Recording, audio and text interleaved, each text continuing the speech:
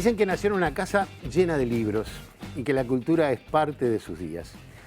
Es docente de literatura y periodista. Trabajó en varios medios, radio y televisión, y es muy recordada por su participación en Caleidoscopio en Canal 10. Se tomó hace un tiempo la distancia para dedicarse a la Dirección de Cultura de la Intendencia de Montevideo. Hoy, en La Letra Chica, María Inés Ovaldía.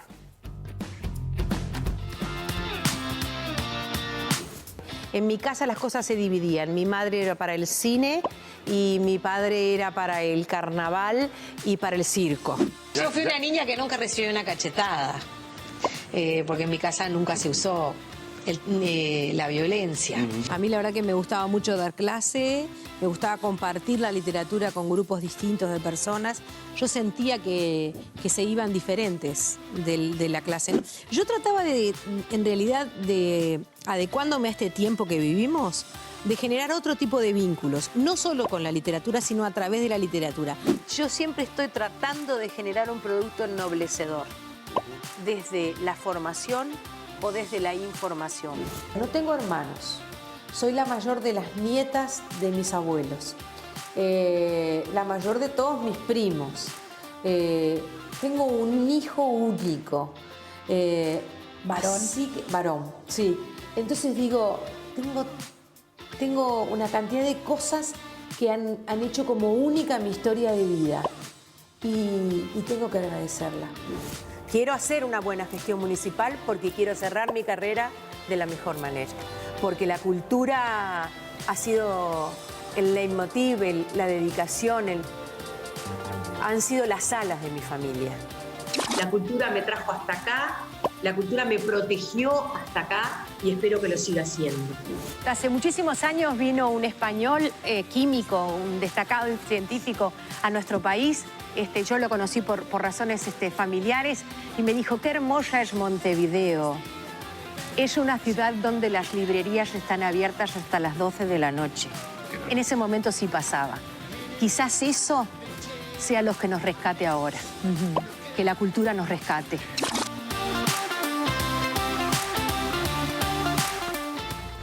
Buenas noches, bienvenidos a La Letra Chica. María Inés, gracias por acompañarnos. Gracias por el convite. No, por favor, ¿cómo te sentís cuando te ves ahí? Es complejo, ¿no? No, porque... No siempre es grato, no siempre es grato verse, porque uno se corrige. Dice, ay, tenía que haber dicho tal cosa o tenía que haber sido más enfático. ¿Cómo me olvidé de tal cosa? Claro, cómo no dije en ese momento, en esa oportunidad. Y a la vez también pasa por uno lo que uno iba pensando en ese momento y por qué no lo dijo. Entonces hay como un doble juego. Pero hay que verse. Ahora menos, por suerte, pero en los tiempos de trabajo en televisión hay que verse para corregirse. Sí, claro. Entonces es la parte ingrata de la profesión y que la tiene como todas las profesiones. Claro. Pero tiene mucho de grato, así que nada, qué imponente. Hay lugares donde no me acordaba que había estado. Cami, ¿viste vos? Es que cuando uno empieza a hacer un recuento de la cantidad de lugares, dice, mirá, yo estuve acá, mirá esta nota, mirá esa foto. Sí, exacto. Es increíble. Sí. Bueno, ¿es así que naciste en una casa llena de libros? En un apartamento. Apartamento, Sí, un hogar. apartamento. El otro día, a raíz de esta circunstancia que se está viviendo tan compleja, con el tema de la alimentación en el marco de la pandemia y toda la red de ollas que está trabajando adelante la Intendencia, me acordaba que yo vivía en un apartamento que quedaba arriba de un almacén y el apartamento simétrico al nuestro era en realidad altos, no eran un edificio, sino una que casa era de altos, como le decían. Ahí está. Del lado simétrico vivía otra familia y abajo había un bar. Entonces entre el almacén y el bar subía la escalera. Que daba a nuestros apartamentos, el nuestro y el de la vecina. Y teníamos el mismo número de una empresa de construcciones que quedaba en el barrio, una empresa de mucho abolengo, la tengo súper presente. Entonces muchas veces subía gente a buscar el mismo trabajo. Número de chapa. De chapa. En la época que había una cantidad de repeticiones. Exactamente. Y entonces mucha gente a veces abría la puerta a buscar trabajo en casa. Y era muy raro porque, claro, llegaban a un living comedor, que era todo el espacio colectivo, estaba todo ahí, un living comedor, y en ese living comedor una enorme biblioteca. Entonces hasta ahí pensaban que estaban en una oficina. Y empezaban el discurso, bueno, no, yo vengo porque quisiera, hasta que bueno, las cosas se clarificaban. De esa misma manera, muchas veces subieron niños a pedir, y me acuerdo que mi madre los hacía pasar y compartíamos la merienda. Entonces, en medio de esta circunstancia que estamos viviendo, uno siente el respaldo de todo eso y un hacer que está en los montevideanos, creo que en todos los uruguayos, que supongo que será lo que nos va a rescatar. Sí, eso que decías en la última, esa forma, esa cosa que nos crió, esa educación, la cultura, es probablemente lo que nos pueda rescatar una vez que pasemos esta situación, o nos va a ayudar para rescatar. Yo creo que sí, que nos va a ayudar, y además, como estamos en una situación sin antecedentes, porque nunca hemos vivido esto, No. nunca. Tampoco podemos volver al punto de origen, es decir, esto no es un paréntesis que cuando termine y cerremos el paréntesis podamos volver a lo que había antes de que empezar. Seríamos necios si empezáramos así. Hay una histórica frase de un queridísimo intelectual que en España, cuando terminó su prohibición, volvió a sus clases, se paró ante sus alumnos y les dijo, como decíamos ayer, salteándose todo ese horror y en plena rebeldía ante la dictadura franquista. Bueno, pero acá no podemos hacer eso. No podemos volver al punto de donde estábamos cuando empezó la pandemia. Exactamente. Es como el exilio y el desexilio del contado de Benedetti en Primavera con una esquina rota, ¿no? Ahí está. O sea, no volvés a lo que dejaste. Exactamente. Volvés a otra realidad nueva y hay que empezar todo de nuevo. Pero perdona, pero ese apartamento Sí. estaba en Avenida Italia. Avenida Italia, sí Y señor. tu familia era de 33, pero vos sos de Montevideo. Yo soy la primera de mi familia de Montevideo, sí. Por eso algún colega me ha dicho alguna vez que yo hablo apaisanado. No es cierto que hable apaisanado, lo que pasa es que me mimetizo mucho con el otro. Si hablo con un paisano puede ser que me paisane, pero no necesariamente. Mi padre es de 33 y mi madre era de La Valleja. Mi madre era de Zapicán, yo soy Miravalles por madre, y mi padre, con su apellido Valdía, vino desde 33. Sí. Y ellos se casaron allá. Ellos se conocieron allá, se noviaron allá, se dragonearon, como se decía en aquel tiempo. Mi padre dirigía un periódico estudiantil y mi madre publicaba poemas en ese periódico con el seudónimo de Selene. Mi madre siempre hizo poesía, pero calladamente, siempre dejó a mi padre en su lugar visible desde lo creativo. Y bueno, y ahí empezó una historia de la que yo sé pedacitos, porque ambos fueron siempre muy reservados en su propia historia de amor. Sí, sí, sí. Mirá, vos sabés que esto de que tu casa estaba llena de libros fue un comentario que nos hizo una compañera tuya, que es Blanca, o lo ha dicho alguna vez Blanca Rodríguez. Ah, sí, claro. Lo que pasa es que nosotros con estudiaron Blanca nos juntas. conocemos desde los 18 años. Blanca y yo nos encontramos en la puerta del IPA mirando la lista de si habíamos entrado. Qué lindo momento. ¿Entendés? Decís, porque teníamos posibilidades por nuestra escolaridad y qué sé yo, de entrar en literatura y en historia. Creo que Blanca solo se había inscrito en literatura, no lo sé con precisión. Yo me había inscrito en las dos, porque las dos me interesaban mucho. Pero mi prioridad era literatura. Y afortunadamente en ese momento dijimos, yo entré, y vos, yo también. ¿Cómo te llamás? Mirá. Blanca Rodríguez. Ahí se conocieron y bueno, han hecho una vida, no digo que juntas, pero han ido compartiendo una vida muy larga. Sí. Pero entonces ahí vos entras, esa época que había límite para entrar. No, había que tener determinada cantidad determinada calificación. Claro, sí, había límite de cantidad. Y había límite de Y nota. además tenías que tener, yo por suerte en ese momento era una asignatura. Recuerdo el último examen de preparatorio, soy la última generación que hizo preparatorios en este país, después ya empezaron otros planes. Y recuerdo que no saben, preparatorio era después del cuarto año del liceo, quinto y sexto, ibas al IABA generalmente. Ahí ¿no? está. Y entonces recuerdo la profesora del examen de sexto, como se dice ahora, que me acuerdo que yo tuve una duda y le digo, ay, qué horrible, ¿cómo me pasa ahora? Y entonces ella me dijo, no se preocupe. Digo, no, es que no me puede pasar. Ella me dijo, no se preocupe, eso habla bien de usted. A usted le da vergüenza no saberlo. Eso es un motor muy poderoso. Maravilloso, claro. Eso es un motor muy poderoso.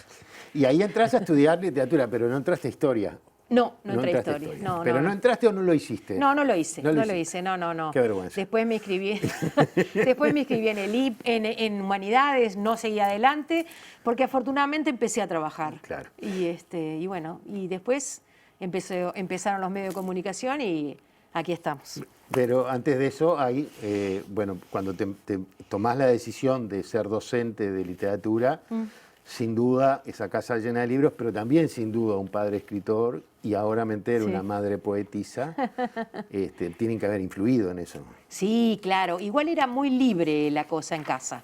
Mis padres siempre se manejaron con muy poca incidencia, como que corregían sin incidir. En realidad, en eso mi madre le entregó como que las riendas a papá. Vos sos el educador, le decía. Ah, claro, porque tu Vos padre sos era el maestro. educador. Ahí está.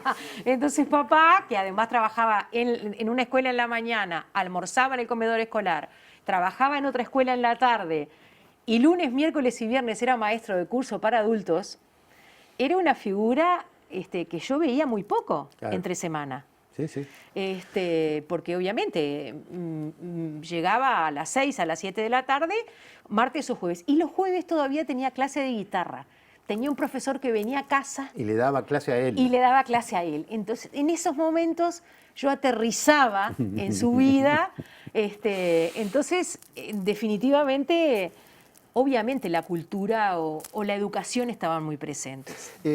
Dijiste algo recién es decir, mi madre era poetisa, pero como que le dio la derecha a su esposo. Sí. ¿Eso es porque era esa generación así? Bueno, ellos ¿O se quisieron... simplemente por amor, yo qué sé? Las dos cosas. Mi madre, que trabajó en el Poder Judicial toda su vida, o por lo menos desde que fue mi madre, desde que yo la conocí, era la señora de Ovaldía. Ahora ninguna de nosotras es la señora de. Es verdad.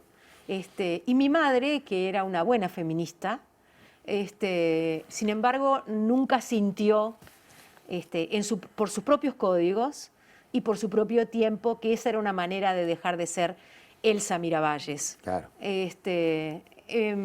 Pero yo creo que las dos cosas estaban. Había otra manera, había otros valores, o valorábamos las cosas de otra manera, no digo otros valores, no lo creo así. Y había una dinámica de relacionamiento social por supuesto, diferente. Totalmente diferente. Sí, sí. Totalmente diferente. Pero está bueno porque uno también se forma en esa cultura de valores. Exacto. Que yo siempre digo, muchas veces lo he comentado, yo tengo muchas mujeres mayores en mi vida, ¿no? Y ellas me dieron los valores que me permiten reconocer y pelear por todos los derechos. Claro, exacto.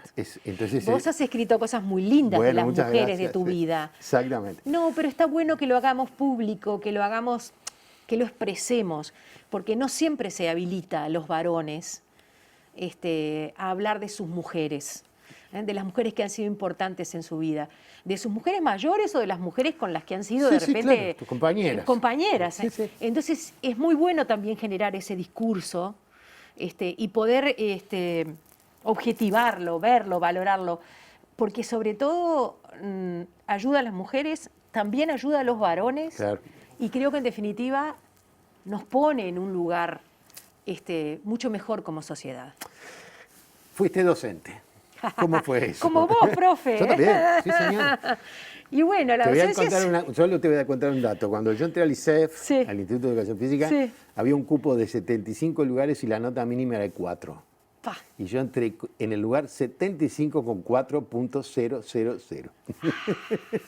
tesoro. Así que digo. imagínate, cuando vi la lista, no llegaba nunca. No, imagínate lo que era nosotros, porque es O, la O, Claro. demora mucho en llegar a la O, y la R tampoco es fácil, así que era Rodríguez o Valdía Rodríguez, tampoco era tan lineal. Bueno, Eh, fuiste docente. Divina, una Diste experiencia clases. maravillosa ¿Cómo de fue mi eso? vida. Ah, estupendo.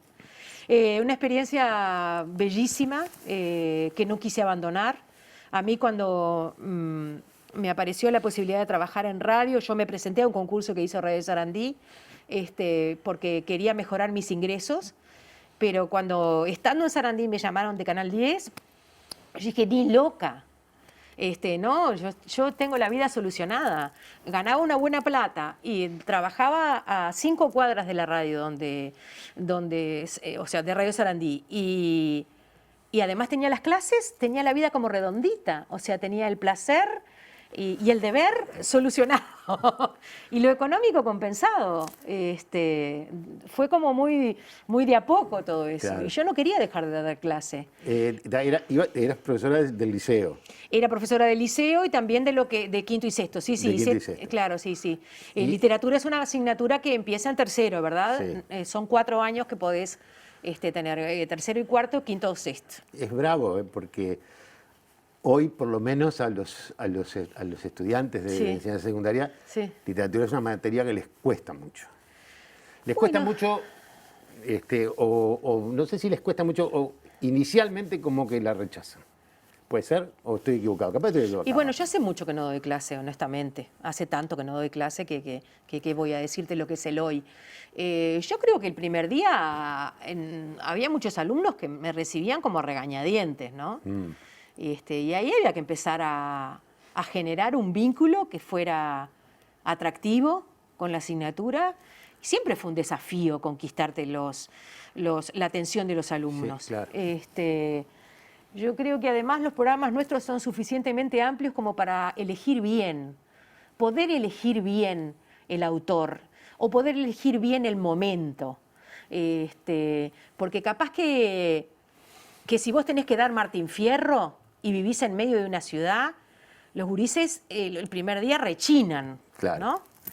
Pero si vos te metés en la pelea, en lo que se llama la pelea con el negro, la pelea con el moreno, como le dice la literatura, no vamos a entrar en lo de afrodescendiente No, ahora. está bien.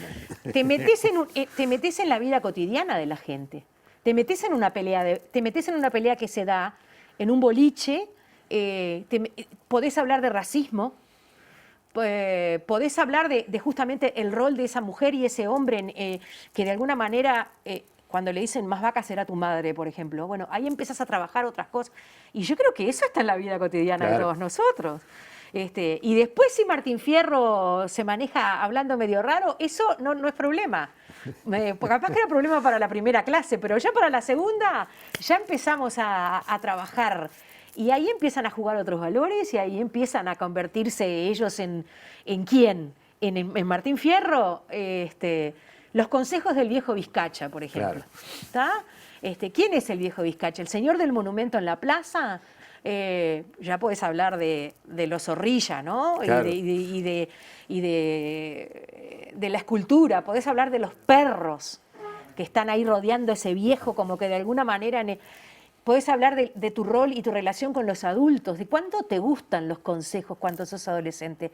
¿Te gustan los consejos? ¿Te dan muchos consejos en tu casa? ¿Hay gente en tu casa que te pueda dar Claro. consejos? ¿O resulta que, como me dijo un día un alumno, después que yo le pedí 3, el primer trabajo que yo hacía, esto es no sé si capaz que demoro mucho en contarlo, pero No, digo, no. seré breve. Sos la invitada, así que tenés derecho Bueno, a contar lo que quieras. el primer día de clase, por ejemplo, en tercero empezábamos por Quiroga, ¿no? Y entonces yo les decía, bueno, yo quiero que ustedes vayan a su casa y lean en voz alta este cuento. Y anoten. Pero anoten lo que les digan los demás. Anoten qué le pareció a la persona a la que ustedes se lo están leyendo. Anoten ahí. Y después vengan a clase y traigan ese material. Yo a ellos no les pedía nada. Yo les pedía solamente que fueran el lector. Y entonces empezamos a trabajar con lo que les decían sus convivientes, ¿verdad? Su burbuja, como diríamos Hoy ahora. sería su burbuja, está bien. Ahí está, su burbuja. Y uno de a poquito iba empezando a hacerse un lugar en la propia familia, la asignatura se iba haciendo un lugar en la familia, entraba por la voz del joven, que siempre es una voz no muy escuchada, la voz del adolescente, entonces está bueno que tuviera una voz y que a veces esa voz viniera con un respaldo, ¿verdad? Porque venía del liceo, porque era un trabajo, porque era Quiroga. Entonces la voz tenía que sonar poderosa, Fuerte, inteligente, tenía que ser escuchada. Y todo eso lo íbamos logrando. Y bueno, me pasó con un alumno que terminé la primera semana y le digo, "Oye, no me trajo nada, ¿qué pasó?". Bueno, no, digo, bueno, pero para la semana que viene, ¿cómo puede ser que usted no...? Y a la semana que viene, el lunes le dije, digo, ¿qué pasó? Fulano, lo recuerdo perfectamente su nombre además, no lo voy a decir. Y entonces me miró y me dijo, ¿sabe qué pasa? En mi casa no hay nadie. Claro.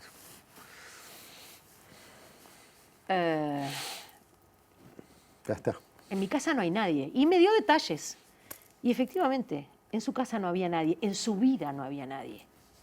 O sea, ese trabajo te ayudaba también Exactamente. a conocer el mundo en el que se movían esos alumnos. Entonces yo creo que la literatura los rescataba, nos rescatará, y por eso yo creía que la materia...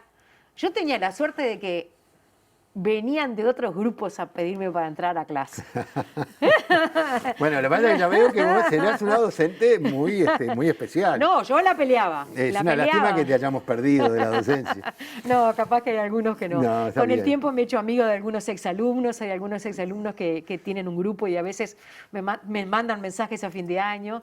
Mi escribana es una exalumna de mis primeros grupos, que no sé cómo se hizo escribana porque era brillante en literatura, pero sigue siendo una mujer brillante. O sea, después con el tiempo te haces amigos de los alumnos. Pero lo no, importante es que no sos vos, es la literatura la que los Yo salva. lo que me refería es una lástima que te hayamos perdido como docente de literatura. Mejor. Te voy a Bueno, hacer lo una único- pregunta antes Sí, de irnos a la pausa. dale. ¿Qué quiere decir Egipto en tu vida? ¿O qué es Egipto en tu vida? ¿Egipto? Sí. Ah, qué lindo. Egipto es un viaje que hice cuando cumplí una cifra contundente. No lo digas. Cuando la cosa se complicó y se me vino la cifra contundente, yo dije, ¡opa! Tenemos que festejar de alguna manera. Iba manejando y escuché un aviso de un viaje a Egipto. Y llegué a mi casa y dije, ¿y si nos vamos? Empezamos a hacer los números y qué sé yo. No daban los números.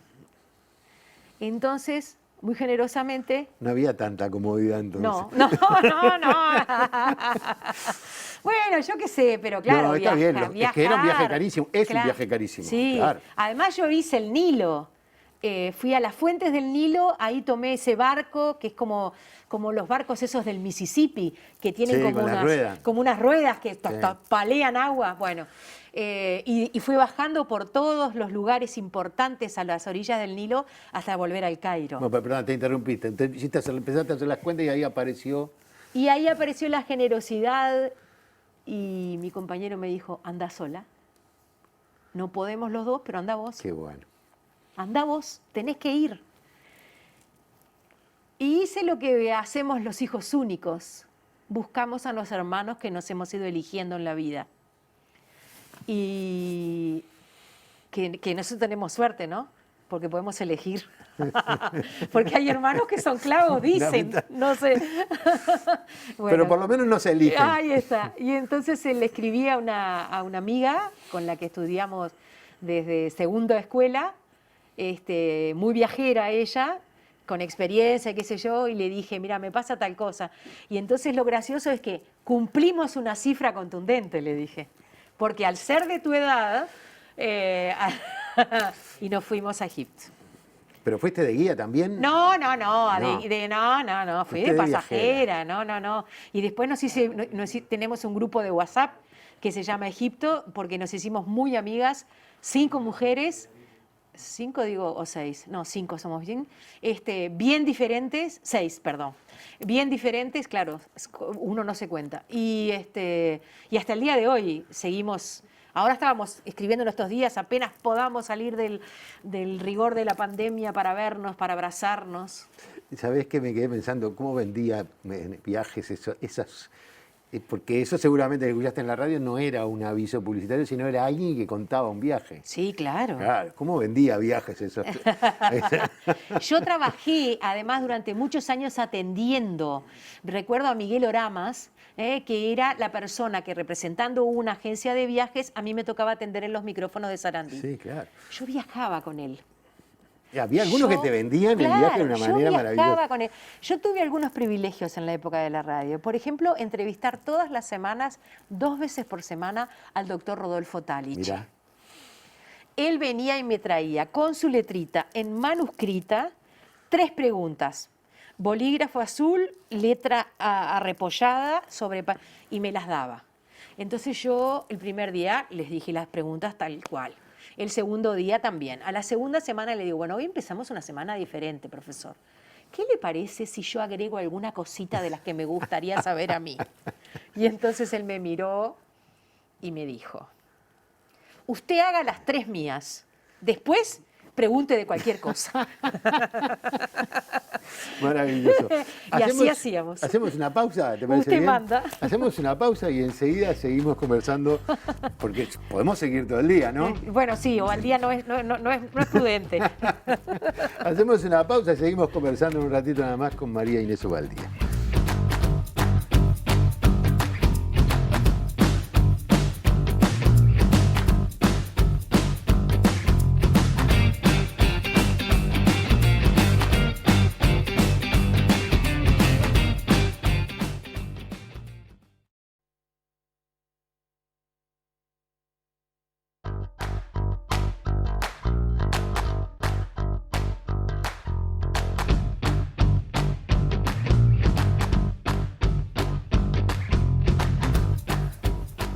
Seguimos conversando con María Inés Ubaldía.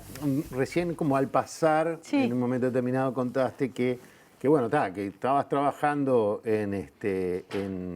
como docente y que te anotaste como para entrar en Radio Sarandí. No Sí. sé si te anotaste en un concurso. Me anoté en un concurso, se llamaba Tu carrera es la radio.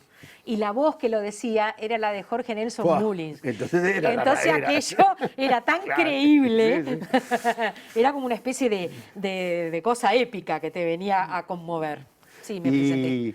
O sea que yo, con Mullins, solamente una vez, no es mi entrevista, pero lo cuento. Fue el único director de una radio al ¿Sí? que le envié un proyecto y me lo devolvió diciéndome que, haciéndome una crítica y diciéndome que lamentablemente no tenía espacio. El único. Nunca me voy a olvidar que me llamó por teléfono para decirme eso. El tipo era todo correcto. Sí. Perdona, y contrario. estás en Sarandí. Claro, entré a Sarandí, exactamente. Éramos 200 y tantas mujeres. Era un tribunal que íbamos pasando por etapas. Never Araujo, Jorge Traverso, Lilbe Tinachui, Mirta Acevedo, Jorge Casset. Qué elenco, Esos eran los tribunales. Qué elenco, Esos eran los tribunales. Y bueno, y había que concursar todas las semanas, éramos 200 y tantas, y nos fuimos quedando de a poquito. Te pasaban cosas horribles, ¿no? Porque se escuchabas cosas brillantes y decías, yo nunca le puedo ganar a esta persona, es mucho mejor que yo. Concursábamos al aire, la gente votaba. No era definitorio, pero obviamente también a esas personas les interesaba ver cómo respondía la Eran los audiencia. estertores de la dictadura. Entonces, fue una manera de generar un malón de gente, entre comillas, fresca, nueva, que entraba a una radio que venía remando con un discurso muy complejo, porque habían sido tiempos muy difíciles y había muchas cosas que ya estaban como dichas o que ya había cierto anquilosamiento. Entonces, de alguna manera, también había una enorme crisis económica, entonces esto era fuerza joven, trabajadora, creativa y dispuesta a dar su mejor papel. Así que allí fuimos. Y allí entras y entonces empezás con Sarandí. ¿Y cuánto tiempo cuánto tiempo después de estar en Sarandí das el cambio de dejar la docencia para entrar al canal? Yo entré a trabajar al canal y todavía daba clase.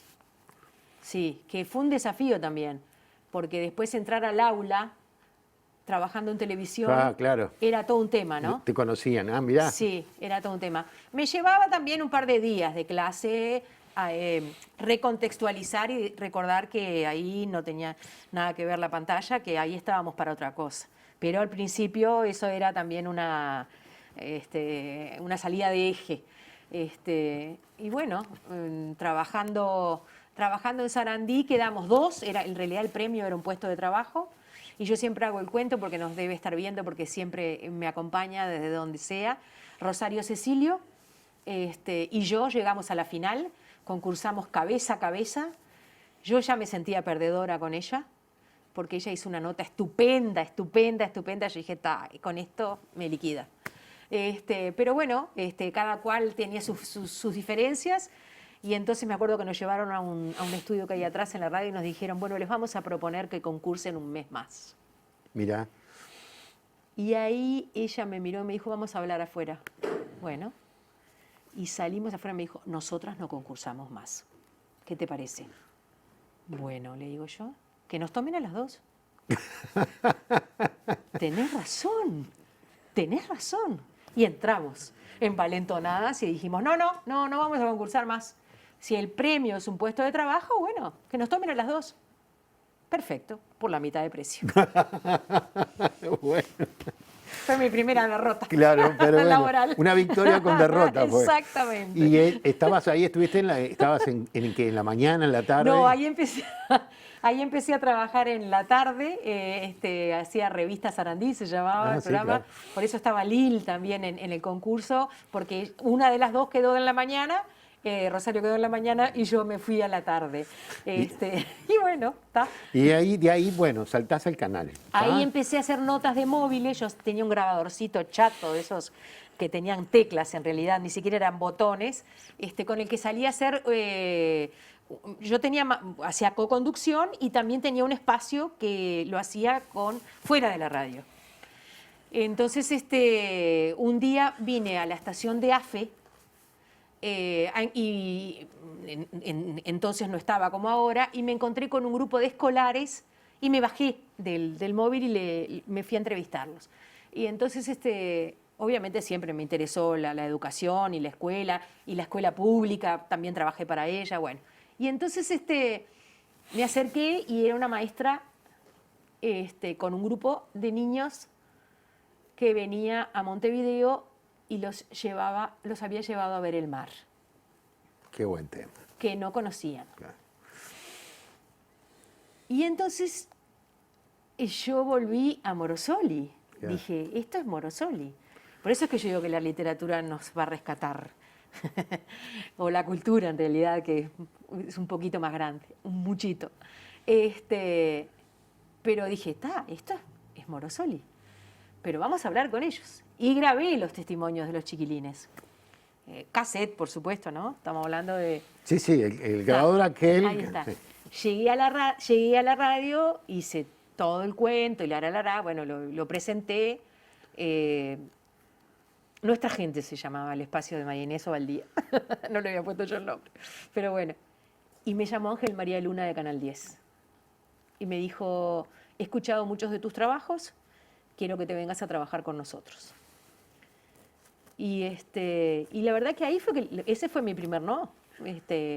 Porque a mí me gustaba eso que estaba haciendo. A mí me gustaba maravillarme con esa circunstancia. A mí me gustaba ser la persona que utilizara un medio de comunicación como la radio para difundir ese milagro laico que es la escuela pública, los maestros de la escuela trayendo a sus gurises de campaña que conozcan el mar.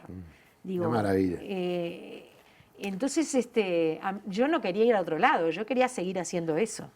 Así y ahí le decís que no. Le dije que no, pero ahora suena muy raro. Pero le pediste a Mullins que te duplicara el sueldo, por lo menos. Calculá.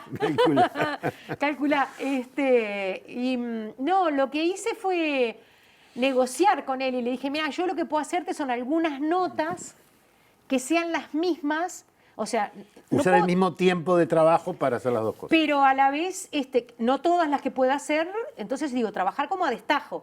Capaz que una semana te presento una, capaz que la otra semana te presento dos, capaz que la otra semana no te presento ninguna, porque ninguna de las notas que voy haciendo para la radio es otro lenguaje, o sea, no Sí, las claro. puedo Era para traducir a televisión. subrayado. O era él tenía un programa. Esperá, antes era una cosa que se llamaba la Revista Estelar. La revista Estelar. Un programa claro. ómnibus que había Sí, los sábados, y ahí él era el coordinador. Entonces él empezó a sacar las notas ahí y él después pasa a dirigir Subrayado. Cuando Luna se va a dirigir Subrayado, me dice, quiero que te vengas conmigo. Y ahí yo entré en un noticiero que es una de las cosas más educativas y maravillosas que hay en los medios de comunicación, donde todo el mundo tendría que hacer una pasantía de un mes. En el programa educativo tendría que haber un mes, usted vaya a acompañar el trabajo de un noticiero. Bueno, y ahí te metes en la casa de la gente, ¿no? Sí. Y la gente te reconoce y te Sí. saluda. ¿Cómo es estar adentro, sentir que estás adentro de la casa de la gente y que la gente te dice cosas? Porque además vos sos una persona que me da la sensación a mí, ¿tá? Y que que en el vínculo con la gente no estás lejana. O sea, sos muy cercana. No, creo que no, yo coincido contigo. Bueno, eso es perder una parte, pero es más lo que se gana. O sea, yo trato de ser una persona reservada en mi propia vida, pero soy sumamente comunicativa y me hace mucho bien el abrazo de la gente y el respeto y la valoración. Así que yo lo vivo con naturalidad. con la mayor naturalidad posible. De repente, si voy a un shopping, en los buenos tiempos, capaz que estoy 10 minutos y a los 10 minutos me cansé porque se vuelve a veces muy agobiante. Pero yo trato de atender a cada persona y de responder a cada persona. Si esas personas son 25, a la 26 digo, vámonos, porque claro. Pero también es cierto que esa gente es la gente que te da... Y la gente es muy generosa claro. con uno. Entonces, no hay más remedio que estar atento a eso que ellos ven en uno. Yo muchas veces agradezco, ahora sobre todo después a raíz de esta posibilidad de trabajar en la Dirección de Cultura, 400 y tantos mensajes que todavía me quedan más todavía por contestar. Y un día dije, yo tengo que usar un latiguillo para responder a todos. Y empecé a decir, me honra como me ves, porque la verdad la gente era muy generosa en cómo lo veían a uno. Voy a trabajar para no defraudar y para no defraudarte. A la persona que me escribe y que me ve de esa manera, o que siente que puedo dar la talla, y también a la sociedad. Y en eso se nos va la vida. Porque de hecho es lo mismo que cuando me recibí y empecé a trabajar, y es casi lo mismo. En realidad de eso se trata. Ahora voy a entrar en la parte de tu nueva época. Bien. Pero hay un personaje que en realidad yo no me acordaba y que los compañeros de producción lo pusieron en el guión, con el que trabajaste, que es Juseca. Ah, sí, muchos años. Yo no me acordaba. ¿Qué? Porque no veías caleidoscopios. Ahora andabas haciendo quién sabe qué, el Vos... peso por ahí, profe, dando clase. Pero... No sabés cómo me insistieron para que yo hiciera caleidoscopio, porque los directivos del canal me dijeron, tiene que hacer un programa al mediodía. Y yo dije, ni loco.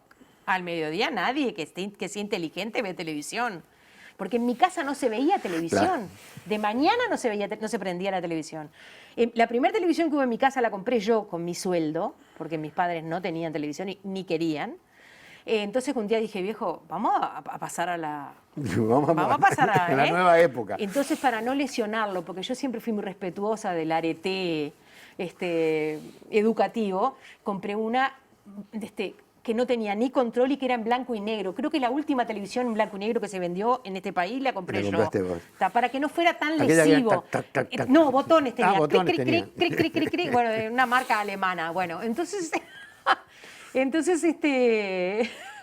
me fui un poco lejos, perdón. No, compraste un televisor. Vos decías que al mediodía ni loco porque nadie mira. Digo, pero eso es un horario. No, pero usted no sabe la cantidad de gente. La televisión de la mañana eran dibujitos. Sí, claro. La del mediodía, nada, una comediola o qué sé yo. Y entonces me acuerdo que se pararon y me dijeron, es un nicho, queremos que lo trabajes. Y empecé, y empecé, y empecé, y me dieron carta blanca para armar el equipo. Y por suerte, la maravilla de los dioses, teníamos a Juseca. A Juseca lo teníamos a veces los viernes para adelantar el fin de semana, para empezar a que la gente se empezara a sentir ya con ese ánimo diferente que tenemos el viernes, porque se viene la fiesta del sábado. No digo la fiesta en sí, sino el sábado entero es una fiesta. El concepto del sábado, llegamos al sábado. Exacto, el concepto de lo lúdico, de lo recreativo. Y después que la cosa se puso más brava, lo pasamos para los lunes, porque pensábamos que era justamente el antídoto para empezar la semana con otro ánimo.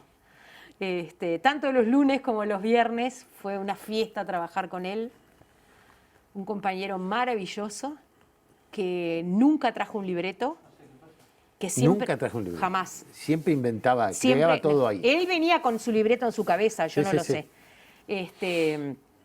Que empezó a generar mecanismos dentro del estudio que les eran propios, lo venerábamos. Los compañeros de cámara, los técnicos, era verlo entrar, él se preparaba, se ponía su atuendo, que era una camisa con un chaleco.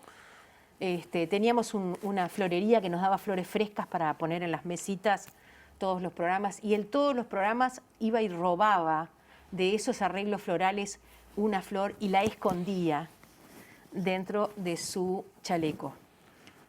Y cuando terminaba, lo que fuera que hubiera hecho ese día, sacaba la flor y me la daba. Y a veces se le había magullado, claro. Ponele que la margarita había perdido 2 o 3 pétalos. Ahí, ese era como el rulo final, el toque final, porque eso se volvía a convertir en una historia. La historia. No, un ser maravilloso. O sea que yo creo que yo siempre lo converso con mucha gente. Uruguay no ha reconocido a Juseca en la magnitud que tiene, no ya solamente como un humorista, sino como un filósofo. Totalmente. ¿No? Un hombre Bueno, de ciudad maravilloso. que entendió lo que era el campesino. Nosotros una vez estábamos por Salto, pero rural. Salto, rompimos una camioneta en un determinado momento, pasando una cañada, que bueno, veníamos con el motor caliente, qué sé yo, aquello se partió. Bueno, la cosa es que salimos a buscar amparo y terminamos en un boliche que se llamaba El Resorte. Claro. Y yo digo, ¿cómo llega desde la ciudad? Un hombre que fue totalmente ciudadano. Totalmente. Que vivió mucho en Buenos Aires, por ejemplo, que bien poco tiene. Y bueno, y sin embargo, empezar a generarle esos libretos a la Andricina, esos textos para la Andricina, florece de esa manera. Y genera un universo de personajes campesinos, pero con una profunda hondura filosófica. Sí, sí. Tremendo. Y hizo como Quino, ¿no? Hizo esa familia que era Mafalda, sus padres y después esos amigos. Bueno, él generó ese mundo, el mundo del Resorte, donde la duvija tenía un rol interesantísimo, donde el amor y la ternura tenían la profesora de literatura salió, no, seguí, me encantó.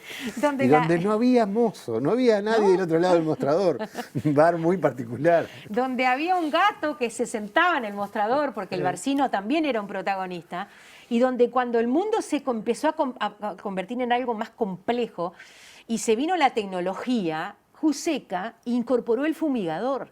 Es verdad. Entonces la figura del fumigador era esa figura que sobrevolaba todo eso, que de alguna manera también era el progreso, la tecnología, y era el amor inalcanzable, porque la duvija miraba siempre, entonces todo estaba en el Resorte. Y él, amigo de Alfredo Citarrosa. Yo no te quería decir que es como Citarrosa, porque si empezamos a hablar de Citarrosa ya claro, no terminamos. amigo de Infantino, otro divino tipo que trabajó en El Espectador, Hugo Milton Infantino, sí, claro. Que también fue amigo de él en Buenos Aires, amigo de Alfredo, claro, y él mismo, una persona.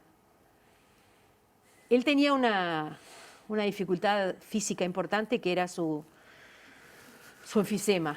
Él muere a raíz del enfisema. Pero tantas veces había salido tantas veces había tenido que ingresar y había salido, que yo creí, realmente creí Que iba a él salir nuevamente. iba a salir nuevamente. Porque honestamente para mí él era inmortal. Bueno, ahora te tengo que traer la última pregunta, Diga. porque hablando de esto y de la forma en que hablas de Joseca, es hablar de cultura. ¿Cómo debería o cómo ves el periodismo cultural? ¿O cómo lo sentís? Bueno, ¿Hay un periodismo cultural o hay un periodismo de espectáculos? Bueno, hay un periodismo de espectáculo seguro. Y hay un pequeño territorio para el periodismo cultural. Hay algunos colegas que hacen mucho por el periodismo cultural en los medios masivos de comunicación. Es más fácil en los diarios, fue siempre más fácil, por supuesto en los semanarios. Está el suplemento Que Pasa, que es estupendo, lo fue desde siempre y lo sigue siendo. Y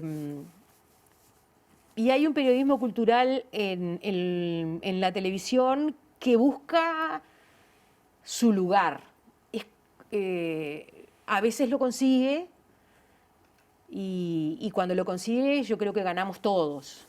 Pero sí, la tarea en realidad mediática cultural está muy relacionada con lo espectacular, claro, o con el espectáculo, ¿verdad?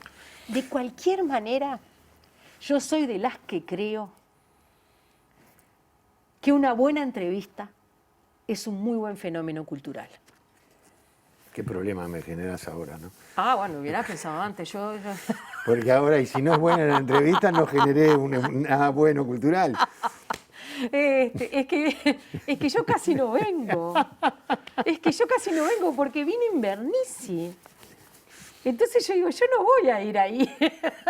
Vos sabés que vine Invernizzi y yo no había leído su libro, finalmente lo leí y es una maravilla. Es una maravilla. Es una maravilla. Es Hacemos una pausa y seguimos Usted manda. conversando. Un instante nada más y seguimos con María Inés Ubaldía.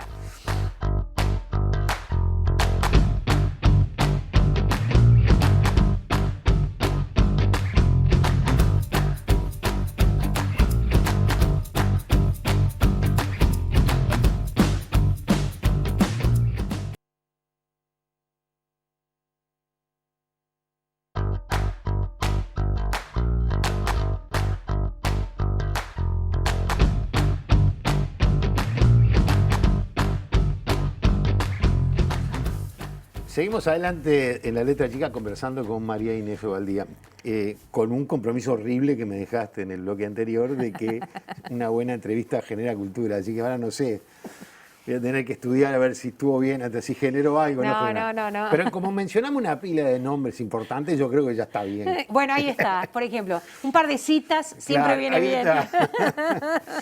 Bueno, una vida trabajando, docencia, medio de comunicación, y en un momento determinado de tu vida tomás una decisión de aceptar, no sé si tomás la decisión de aceptar o ya lo tenías previsto, de dar un salto y ir a hacer política, ir a trabajar en la administración de la Intendencia, en definitiva, como directora de Cultura. ¿Cómo se da ese proceso? ¿Ya lo tenías? No. No, No. es algo que aparece. Esto aparece a raíz de una llamada de la intendenta Carolina Cose, una llamada muy, muy provocativa, por cierto, y la verdad que me puso en un lugar muy complejo, porque obviamente era una propuesta desafiante, pero por suerte me dijo que no le contestara. No me contestes ahora. Ahí está. Es más, me dijo, no es para que por favor no me contestes ahora. No, yo no lo había pensado. ¿Eso fue antes de ser electa o después? Después. Después. Ya era la intendenta de Montevideo electa. ¿Cómo era tu relación con ella? ¿Tenías una relación, más allá de lo periodístico? Una relación laboral como la que he tenido con tantas personas de la política. Y alguna vez trabajé como maestra de ceremonia en los tiempos en la que ella era directora de Antel, y también en algún momento ahí me puedo haber visto trabajar, además de eso. Yo con ella me sorprendí muy gratamente el día que descubrí que es la hija de la directora del liceo donde yo fui. Mirá. Y le contó unas anécdotas mías que yo no recordaba. Entonces, bueno, no puedo decir que la directora no tenía razón. Creo que eran demasiado generosas para mí las anécdotas. Y bueno, y ahí empecé a pensar y a consultar a mi gente más cercana, que es con la que hay que nutrirse ante estas situaciones complejas.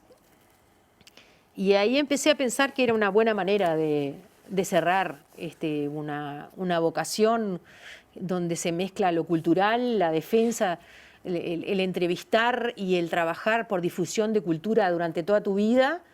Y bueno, decir, bueno, ahora llegó la etapa de encarar desde la logística, desde lo económico, desde la planificación y desde la habilitación de esa cultura.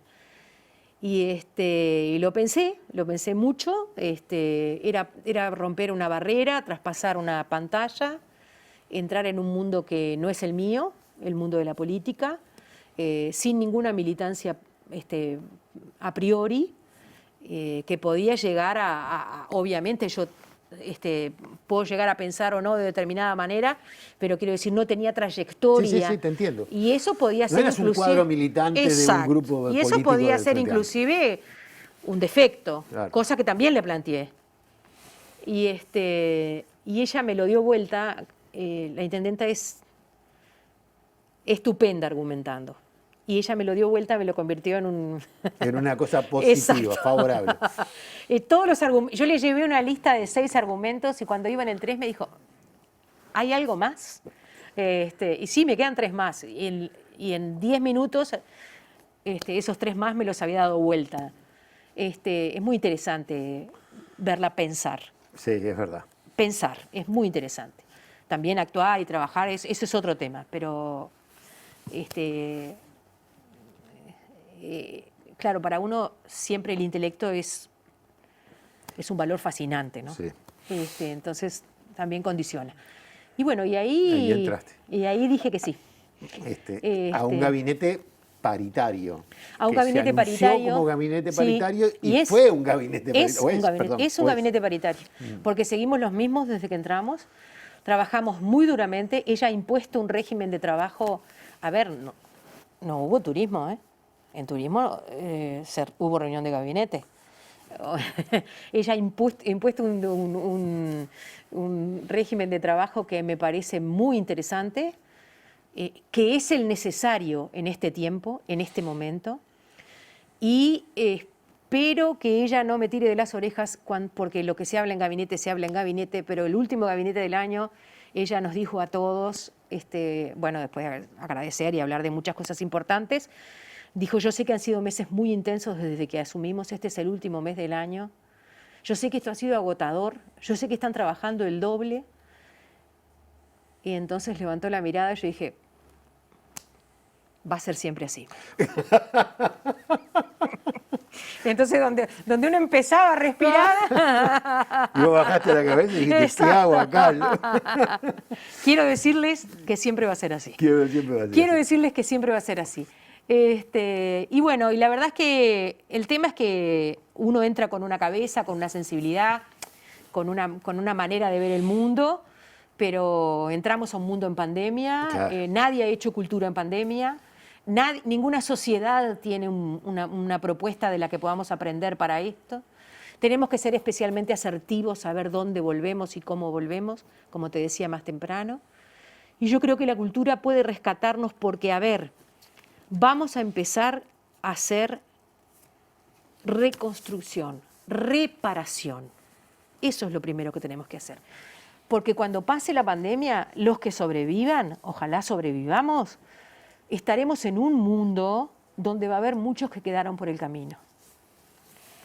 Y eso va a haber generado duelos diferentes a como los hemos generado hasta ahora, porque nadie puede despedirse de las personas que mueren de COVID. Nadie puede acompañar ese tramo final de la vida. El bien morir es algo que se nos ha negado desde que empezó la pandemia. y eso ha generado seguramente un daño cultural en todos nosotros que traspasa lo psicológico, que es un daño cultural justamente. Entonces tenemos que trabajar en la cultura de reparar. Tenemos que ver cuánto de la sociedad de consumo nos parece importante culturalmente después de esto que nos ha pasado, a nosotros como sociedad y al mundo entero. No es fácil decir que tenemos que salir de las mejores cuando tantos han quedado por el camino y cuando justamente los que sobreviven a veces sobreviven desde el dolor, desde la orfandad o desde la culpa, porque se han generado contagios de manera increíble en personas que uno siempre quiso proteger. Entonces, estamos pensando cómo volver, cómo somos cuando volvamos, culturalmente qué valores manejamos a la hora justamente de recuperar el trabajo para nuestra gente, de que ese trabajo sea justamente el trabajo digno que todos se merecen, pero a la vez encontrar trabajadores que han perdido compañeros. Mi padre siempre contaba, y yo me encontraba maravillosa la anécdota de Pasteur, porque, claro, aquello de que el hombre había encontrado allí en un tambo, en las vacas y qué sé yo, y todo eso nos había dado la pasteurización y nos había convertido en inmunes a una cantidad de patologías. Y siempre contaba que cuando él era niño, en 33, en su escuela, que en ese momento era escuela de varones, de un año al otro había compañeros que no volvían. Había bancos que no se ocupaban porque en el verano habían muerto 3 o 4 o los que fueran de tifus, como decía la gente, que en realidad era fiebre tifoidea, no era tifus. Y a mí eso me parecía un cuento de un horror que yo me sentía a salvo de todo eso. Porque digo, después de todo eso vino el progreso, vino Pasteur, vinieron los antibióticos, estamos en otra vida. Qué suerte que vivimos, que nací en esta vida. Y sin embargo, nosotros ahora vamos a tener que volver a nuestros lugares de trabajo y encontrar que hay compañeros que no están. Y eso ha generado para nosotros seguramente un daño cultural que tenemos que ayudar, porque tampoco nos vamos a arreglar con generar un espectáculo divertido para que la persona que vaya a ese espectáculo se olvide de lo que le pasó, porque no es así, ¿verdad? Pero sos optimista de que aprendamos, porque quizás... Y si uno mira la historia de la humanidad, sí soy optimista. Sí, claro que sí. La historia de la humanidad tiene momentos terribles, avergonzantes, de cosas que hemos hecho. Pero el hombre es una maravilla. Es una maravilla en su resiliencia, es una maravilla en su creatividad, es una maravilla en cómo ayuda cuando se genera la empatía. Sí, yo soy optimista, sí. Tendría que serlo siempre, porque yo también soy una sobreviviente. Y entonces, sí, el hombre siempre me ha sorprendido, siempre me ha maravillado y tengo confianza en eso que está en nuestra impronta como animales, de que nuestra condición justamente es la condición de la superación. Me quedo con estas palabras, no me digas más nada. Te agradezco mucho que hayas venido, Gracias. que me hayas dejado esta inyección de optimismo. Y que bueno, que Ojalá. En definitiva que otra vez sea el hombre el que nos saque de este problema. Sí. Ojalá que así sea. Gracias, profe. No, gracias a ti por haber venido.